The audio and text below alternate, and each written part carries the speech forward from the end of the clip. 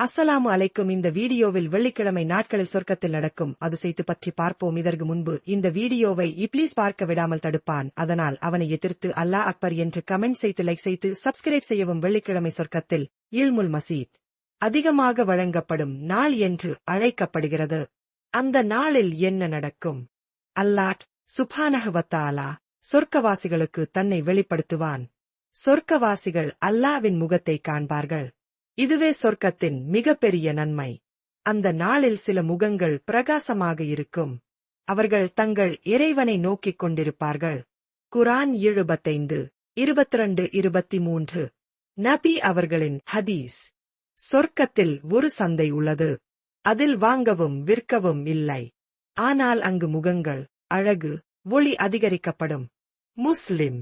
ஒவ்வொரு வெள்ளிக்கிழமையும் சொர்க்கவாசிகளின் அழகு அதிகரிக்கும். அவர்களின் மகிழ்ச்சி பல மடங்கு உயரும். சொர்க்கவாசிகள் ஒன்றாக கூடுவார்கள். உயர்ந்த மேடைகளில் அமர்வார்கள். அல்லாஹ் அவர்களிடம் பேசுவான். நீமன் இன்னும் எதையாவது விரும்புகிறீர்களா என்று கேட்பான்.